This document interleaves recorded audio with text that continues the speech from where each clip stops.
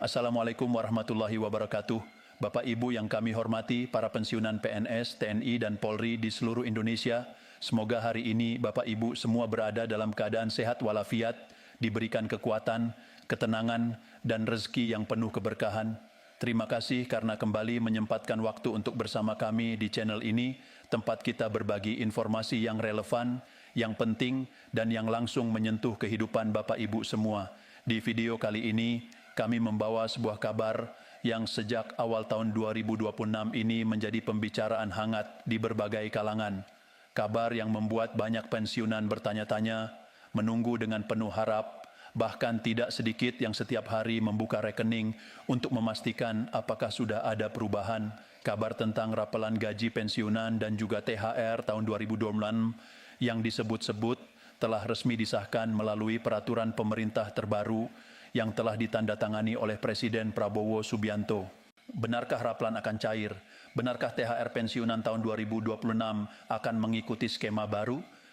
Apakah benar jumlah penerimanya mencapai 9,4 juta orang? Dan yang paling penting, kapan realisasinya benar-benar bisa dirasakan oleh Bapak Ibu semua? Hari ini kita akan membahasnya secara perlahan, secara detail, dan berdasarkan informasi yang beredar dari berbagai rilis nasional yang dipublikasikan pada pertengahan Februari 2026. Kami akan mengurai satu persatu agar Bapak Ibu tidak hanya mendengar kabar, tetapi memahami konteks, memahami skema, dan memahami posisi Bapak Ibu sebagai penerima hak. Namun, sebelum kita masuk ke inti informasi, kami ingin menyampaikan satu hal penting. Di tengah banyaknya informasi yang beredar, penting bagi kita untuk tetap tenang, tetap bijak, dan tidak mudah terpengaruh oleh kabar yang belum jelas sumbernya. Karena menyangkut hak pensiun, menyangkut penghasilan bulanan, tentu ini adalah hal yang sangat sensitif dan sangat penting bagi kehidupan sehari-hari. Baik Bapak Ibu, kita langsung masuk ke inti pembahasan. Pada Jumat 13 Februari 2026, beredar sebuah berita nasional yang menyebutkan bahwa rapelan dan THR pensiunan 2026 resmi disahkan melalui peraturan pemerintah terbaru yang telah ditandatangani Presiden Prabowo Subianto. Berita tersebut menyampaikan bahwa pemerintah memastikan adanya kenaikan gaji bagi ASN aktif sekaligus pencairan tunggakan pensiun yang jumlah penerimanya mencapai sekitar 9,4 juta orang, termasuk para pensiunan. Angka 9,4 juta ini bukan angka kecil, ini adalah angka yang mencerminkan betapa besar cakupan kebijakan ini. Artinya bukan hanya ASN aktif yang terdampak, tetapi juga para pensiunan yang selama ini mengandalkan penghasilan tetap dari dana pensiun sebagai sumber utama kehidupan. Ketika pemerintah menyebutkan adanya kenaikan gaji sekaligus pencairan tunggakan pensiun, tentu yang langsung muncul di benak banyak pensiunan adalah satu pertanyaan. Apakah ini berarti ada rapelan yang akan dibayarkan sekaligus? Apakah ada selisih yang selama ini tertunda dan akan dibayarkan dalam waktu dekat? Untuk memahami itu, kita perlu melihat dua hal penting. Pertama, tentang kenaikan gaji itu sendiri. Kedua, tentang tunggakan atau rapelan yang dimaksud. Dalam penjelasan yang beredar, disebutkan bahwa untuk ASN pusat, prajurit TNI, Polri, dan Hakim, kenaikan tersebut meliputi gaji pokok, tunjangan melekat, hingga tunjangan kinerja. Sementara untuk ASN daerah, skemanya disesuaikan dengan kemampuan keuangan masing-masing daerah. Artinya, ada perbedaan mekanisme antara pusat dan daerah. Bagi ASN pusat dan unsur TNI Polri, skemanya relatif seragam dan ditentukan oleh kebijakan nasional. Sedangkan bagi ASN daerah, implementasinya akan menyesuaikan dengan kondisi fiskal daerah masing-masing. Lalu bagaimana dengan pensiunan? Bapak Ibu perlu memahami bahwa setiap kebijakan kenaikan gaji ASN aktif hampir selalu berdampak pada komponen pensiun di kemudian hari, terutama bagi mereka yang pensiunnya dihitung berdasarkan gaji pokok terakhir. Ketika ada perubahan regulasi melalui peraturan pemerintah, maka diperlukan proses penyesuaian data, perhitungan ulang, dan sinkronisasi sistem sebelum pembayaran dilakukan. Disinilah muncul istilah tunggakan atau rapelan. Tunggakan yang dimaksud bukanlah kesalahan pembayaran, bukan pula penahanan hak, melainkan selisih akibat adanya perubahan kebijakan yang membutuhkan waktu untuk penyesuaian administrasi. Ketika kebijakan disahkan, sistem perlu diperbarui, data jutaan penerima perlu diverifikasi ulang, Perhitungan perlu disesuaikan dengan formula terbaru dan semua itu tidak bisa dilakukan dalam hitungan hari. Proses ini melibatkan koordinasi antara Kementerian Keuangan, instansi pembina kepegawaian, serta lembaga pengelola pensiun seperti PT Taspen. Setiap data harus diverifikasi agar tidak terjadi kesalahan bayar, kelebihan bayar, atau kekurangan bayar, karena sekali dana ditransfer itu adalah hak yang sah dan harus akurat. Bapak Ibu tentu memahami bahwa sistem pembayaran pensiun di Indonesia melibatkan jutaan rekening. Setiap perubahan kebijakan berarti sistem perbankan juga harus disinkronkan. Ada proses pengujian, ada proses validasi, dan ada proses pengamanan agar dana benar-benar sampai kepada yang berhak. Karena itulah ketika disebutkan ada rapelan, maka yang dimaksud adalah selisih yang timbul dari proses penyesuaian tersebut. Jika kebijakan berlaku sejak Januari 2026, tetapi implementasi teknis baru selesai pada Maret atau April, maka selisih bulan sebelumnya akan dibayarkan sebagai rapelan. Selanjutnya, kita masuk pada tujuan utama dari kenaikan dan pencairan rapelan ini. Dalam berbagai penjelasan disebutkan bahwa kenaikan gaji dan pencairan tunggakan pensiun bertujuan menjaga daya beli. Bapak Ibu tentu merasakan sendiri bagaimana harga kebutuhan pokok terus mengalami penyesuaian. Harga beras, minyak goreng, listrik, air, obat-obatan hingga biaya transportasi mengalami kenaikan bertahap. Bagi pensiunan yang penghasilannya tetap dan tidak mengalami peningkatan rutin seperti pekerja aktif, kondisi ini tentu terasa berat. Ketika biaya hidup meningkat tetapi penghasilan tetap, maka beban ekonomi akan semakin terasa. Karena itulah pemerintah menyebutkan bahwa kebijakan ini bukan sekadar administratif. Ini adalah bagian dari upaya menjaga stabilitas ekonomi rumah tangga para pensiunan dan ASN aktif. Uang pensiun bukanlah sekadar angka di rekening. Itu adalah penopang kehidupan sehari-hari. Kita juga perlu memahami bahwa kebijakan ini tidak berdiri sendiri. Ia berkaitan dengan kondisi fiskal negara, penerimaan pajak, pertumbuhan ekonomi, serta kemampuan anggaran. Setiap kenaikan gaji dan pensiun harus dihitung dampaknya terhadap APBN. Oleh sebab itu, prosesnya memang tidak sederhana. Ada pembahasan lintas kementerian, ada evaluasi fiskal, ada pertimbangan makroekonomi. Dan pada akhirnya, jika sudah ditandatangani melalui peraturan pemerintah, maka itu berarti secara hukum kebijakan tersebut memiliki dasar yang kuat. Namun, Bapak Ibu perlu bersikap realistis dan bijak. Penandatanganan regulasi tidak selalu berarti dana langsung masuk rekening pada hari yang sama. Ada tahapan teknis yang harus dilalui, ada jadwal yang harus ditetapkan, dan biasanya jadwal resmi akan diumumkan melalui saluran resmi pemerintah atau lembaga pengelola pensiun. Disinilah pentingnya kesabaran dan kehati-hatian. Jangan mudah percaya pada informasi yang menyebutkan tanggal pasti tanpa rujukan resmi. Jangan pula mudah terpancing oleh kabar yang belum tentu kebenarannya. Sekarang kita masuk pada isu THR tahun 2026.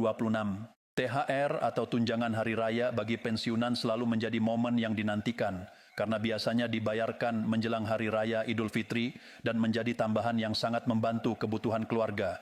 Jika kebijakan baru juga mencakup penyesuaian komponen gaji, maka secara logika komponen yang menjadi dasar perhitungan THR juga bisa mengalami penyesuaian. Namun sekali lagi, detail teknisnya menunggu regulasi turunan dan petunjuk pelaksanaan.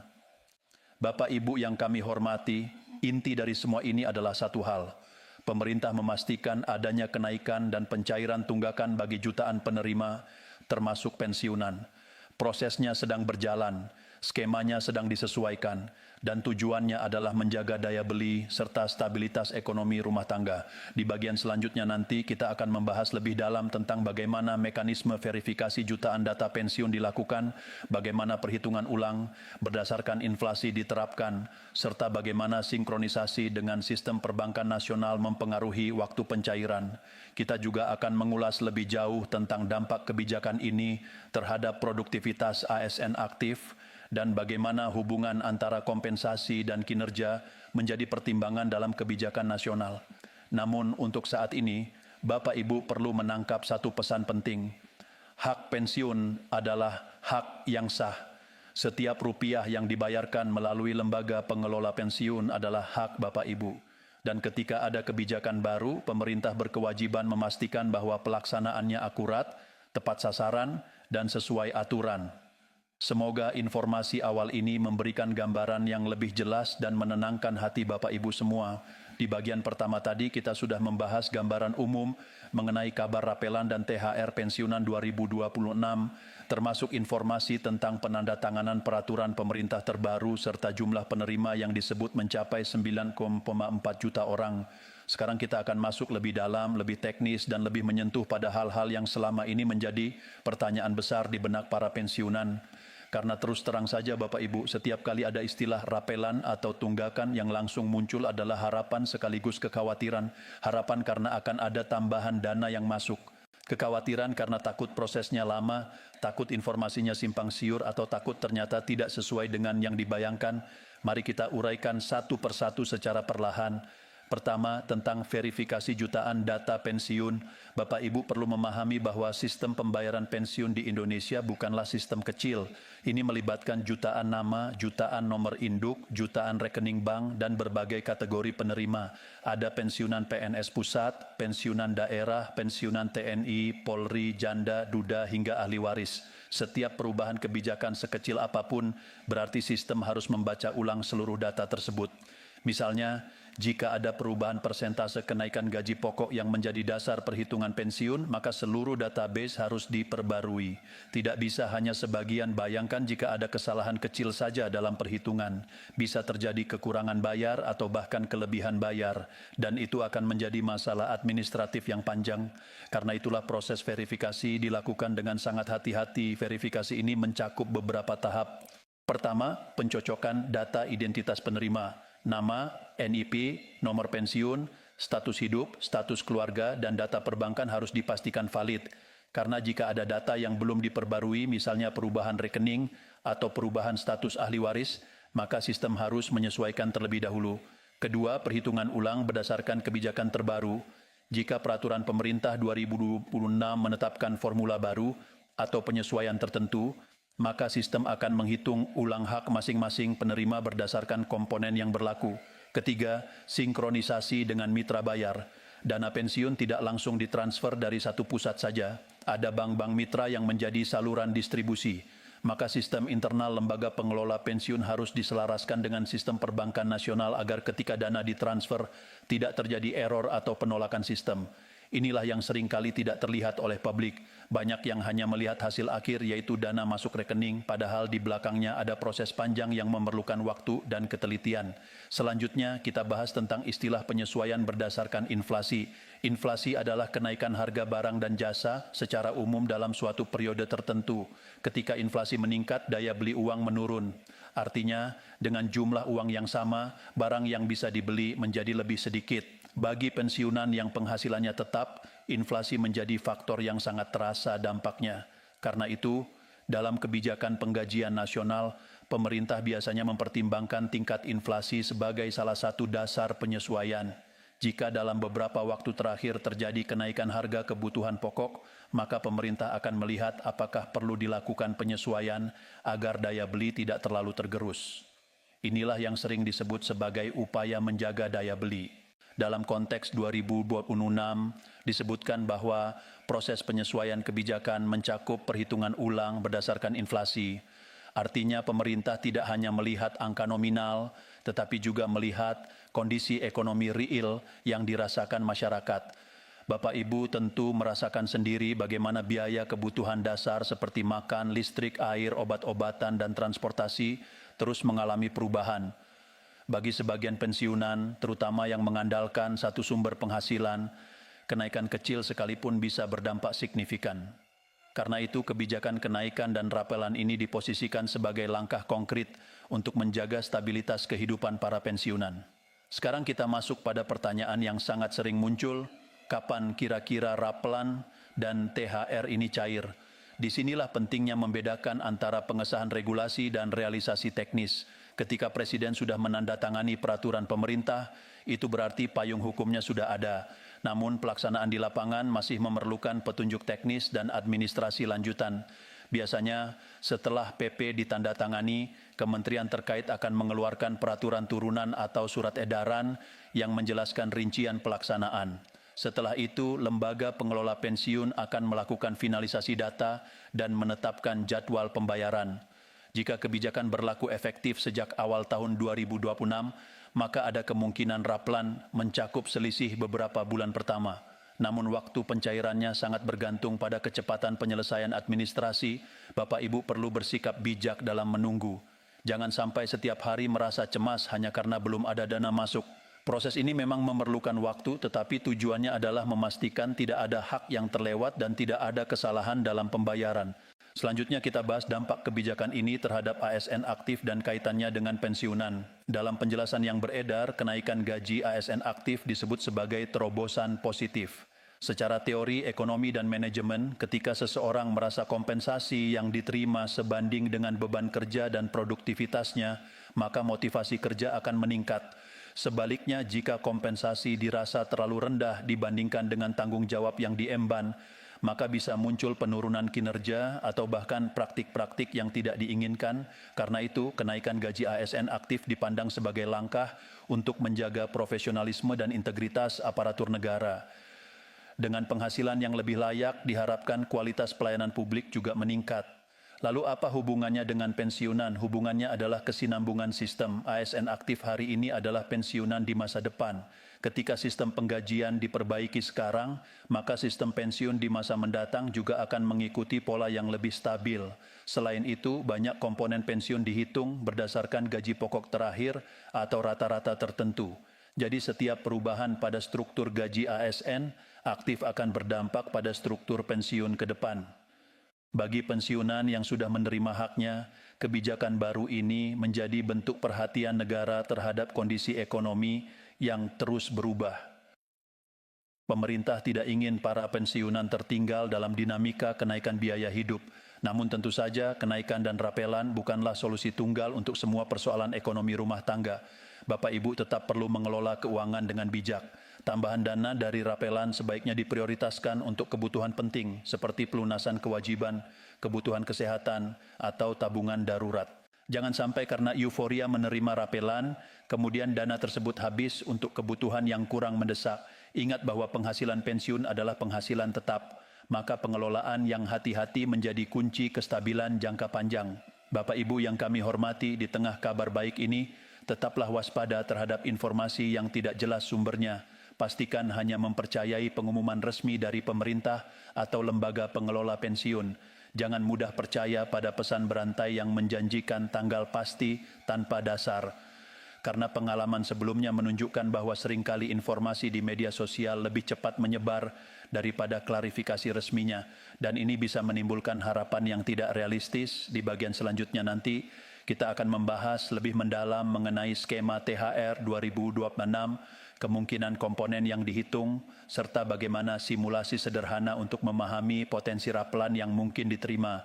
Kita juga akan mengulas bagaimana kesiapan fiskal negara mempengaruhi jadwal pencairan, serta apa yang bisa dilakukan oleh pensiunan untuk memastikan data mereka sudah valid dan tidak mengalami kendala saat pembayaran.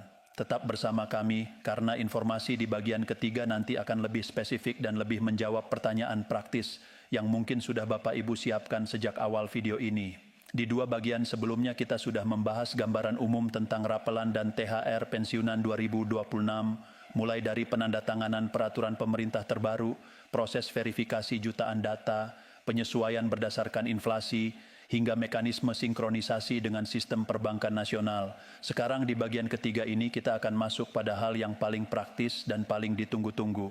Bagaimana memahami potensi hak yang akan diterima, bagaimana skema THR 2026 kemungkinan dihitung, dan apa yang bisa Bapak Ibu lakukan agar tidak mengalami kendala saat pencairan.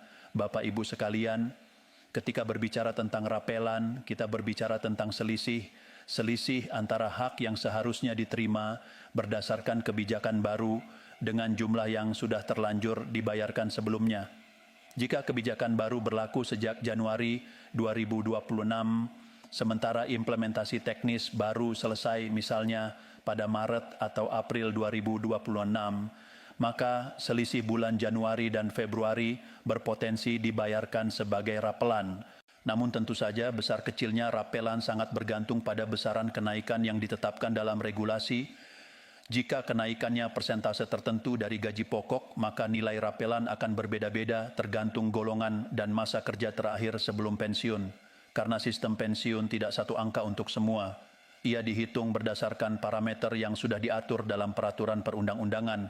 Bagi pensiunan yang golongan akhirnya lebih tinggi, tentu nilai pensiunnya juga lebih besar. Maka ketika ada kenaikan dalam bentuk persentase, nilai nominalnya pun akan berbeda dibandingkan dengan pensiunan di golongan yang lebih rendah. Inilah mengapa penting untuk tidak membandingkan secara langsung dengan orang lain.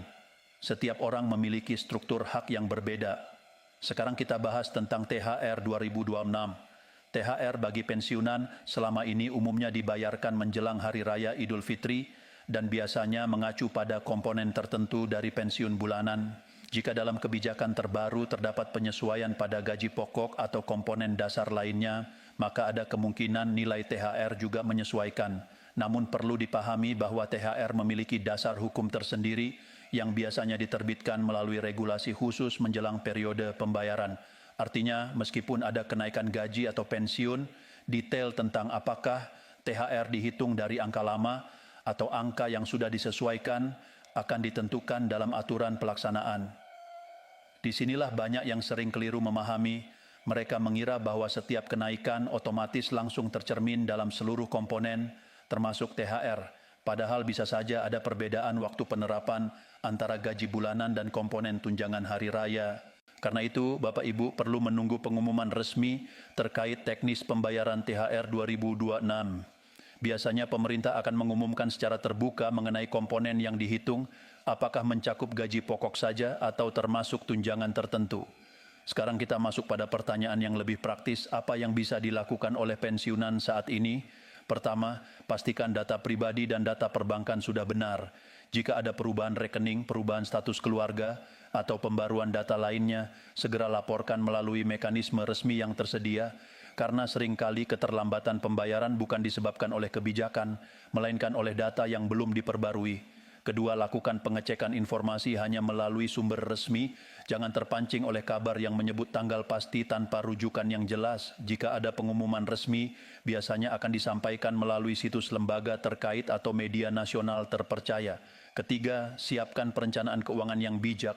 Jika rapelan benar-benar cair dalam satu waktu, jumlahnya mungkin terasa lebih besar dibandingkan penghasilan bulanan biasa.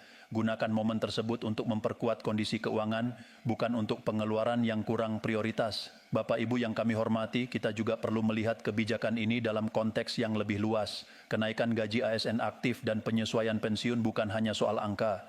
Ia mencerminkan kebijakan fiskal negara, kemampuan anggaran, serta prioritas pemerintah dalam menjaga kesejahteraan aparatur dan pensiunan. Negara harus menyeimbangkan antara belanja pegawai, belanja sosial, pembangunan infrastruktur, dan berbagai kebutuhan lainnya. Maka ketika ada kebijakan kenaikan dan pencairan tunggakan untuk jutaan penerima, itu berarti ada komitmen anggaran yang tidak kecil. Artinya kebijakan ini tidak diambil secara sembarangan. Ia melalui proses pembahasan panjang, perhitungan dampak, serta evaluasi kemampuan fiskal. Karena itu, ketika sudah ditetapkan dalam peraturan pemerintah, maka secara prinsip hak tersebut memiliki dasar hukum yang kuat. Namun seperti yang sudah kita bahas sejak awal, antara dasar hukum dan realisasi teknis tetap ada jeda waktu. Dan di masa jeda itulah kesabaran dan kehati-hatian sangat diperlukan. Bapak Ibu juga perlu memahami bahwa sistem pembayaran yang melibatkan jutaan rekening membutuhkan stabilitas sistem perbankan. Transfer dana dalam jumlah besar secara serentak harus direncanakan dengan matang agar tidak terjadi gangguan teknis. Itulah sebabnya sinkronisasi dengan sistem perbankan nasional menjadi bagian penting dari proses ini. Setiap transaksi harus tercatat, setiap dana harus sampai dengan aman, dan setiap penerima harus menerima jumlah yang sesuai. Sekarang mari kita simpulkan secara jernih. Pertama, telah beredar informasi bahwa peraturan pemerintah terbaru tahun 2026 telah ditandatangani dan mencakup kenaikan gaji serta pencairan tunggakan pensiun bagi jutaan penerima. Kedua, istilah tunggakan atau rapelan merujuk pada selisih akibat proses penyesuaian kebijakan yang memerlukan waktu administrasi. Ketiga, tujuan utama kebijakan ini adalah menjaga daya beli dan stabilitas ekonomi rumah tangga para ASN aktif dan pensiunan di tengah kenaikan biaya hidup. Keempat, detail teknis mengenai waktu pencairan dan komponen THR 2026 masih menunggu penjelasan resmi lebih lanjut. Kelima, pensiunan perlu memastikan data mereka valid serta tetap bersikap bijak dalam menerima dan mengelola informasi. Bapak Ibu sekalian, harapan tentu ada, karena setiap kebijakan yang berpihak pada kesejahteraan pensiunan adalah hal yang patut diapresiasi, namun harapan harus dibarengi dengan pemahaman yang utuh agar tidak muncul ekspektasi yang berlebihan. Kami mengajak Bapak Ibu untuk tetap tenang, tetap mengikuti perkembangan dari sumber resmi, dan tetap menjaga kesehatan serta kestabilan keuangan keluarga. Semoga jika memang rapelan dan THR 2026 ini segera direalisasikan, semuanya berjalan lancar tanpa kendala dan benar-benar memberikan manfaat nyata bagi Bapak Ibu semua. Terima kasih sudah mengikuti pembahasan dari awal hingga akhir. Semoga informasi ini membantu menjawab pertanyaan dan memberikan gambaran yang lebih jelas. Wassalamualaikum warahmatullahi wabarakatuh.